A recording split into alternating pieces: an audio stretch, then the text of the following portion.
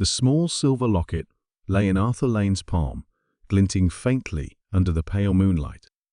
The initials E.W. were etched delicately on its surface, confirming it belonged to Eleanor Wellington. Arthur's sharp eyes noticed something unusual. The locket was broken. Its clasp snapped as if it had been torn off in a hurry. Inside, he found a tiny folded piece of paper, barely visible. Carefully, he unfolded it and read the hastily scribbled words. "The truth lies where the past sleeps." Arthur frowned. The message was cryptic, but it was a clue. He pocketed the locket and decided to retrace Eleanor's steps. The next morning, he visited the Wellington estate, a grand mansion on the outskirts of Willowbrook. Clara greeted him at the door, her face pale with worry. "Did you find anything?" she asked anxiously. Arthur showed her the broken locket. Clara gasped. "That's Eleanor's. She never took it off. Where did you find it?" "At the old clock tower," Arthur replied. "But there's more." He handed her the note. Clara's hands trembled as she read it. "What does it mean? Where the past sleeps?" "That's what I intend to find out," Arthur said. "Tell me, was Eleanor acting strangely before she disappeared?" Clara hesitated. "Well, she had been spending a lot of time in the library lately. She said she was researching our family history, but I didn't think much of it at the time." The library. Arthur's instincts told him that was the place to start.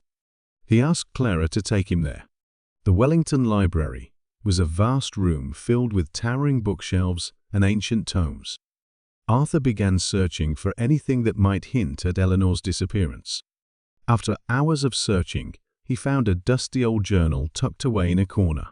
It belonged to Eleanor's grandfather, Charles Wellington. The journal contained detailed accounts of the family's history, including a scandal that had been buried for decades. According to the journal, Charles had been involved in a secret business deal with a man named Victor Blackwood, a notorious figure who had mysteriously vanished after the deal went sour. Arthur's mind raced. Could Eleanor have stumbled upon this secret? Was her disappearance connected to the past? He decided to visit the Blackwood estate, which was now abandoned and rumored to be haunted. The house stood at the edge of the woods, its windows shattered and its walls covered in ivy. Arthur entered cautiously, his flashlight cutting through the darkness. In the study, he found a hidden compartment in the desk. Inside was a stack of old letters between Charles Wellington and Victor Blackwood. The letters revealed that Charles had betrayed Victor, leading to his financial ruin. But the most shocking revelation was in the last letter, written by Victor.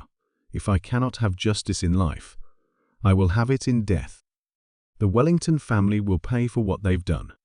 Arthur's heart pounded. Was Victor Blackwood behind Eleanor's disappearance? Or was someone else using the past to cover their tracks? As he left the study, he heard a faint noise upstairs. He climbed the creaking staircase and found a locked door. Using a tool from his pocket, he picked the lock and entered the room. There, tied to a chair and gagged, was Eleanor Wellington. Her eyes widened in relief when she saw Arthur. He quickly untied her and removed the gag. "Thank goodness you found me," she gasped. "Who did this to you?" Arthur asked. Eleanor's face darkened. "It was my uncle Harold. He found out I was digging into grandfather's past. He was afraid I'd uncover his own secrets. He's been embezzling from the family fortune for years.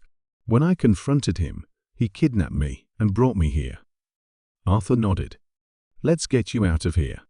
As they left the Blackwood estate, Arthur couldn't help but feel a sense of satisfaction. The broken locket had led him to the truth, and justice would soon be served.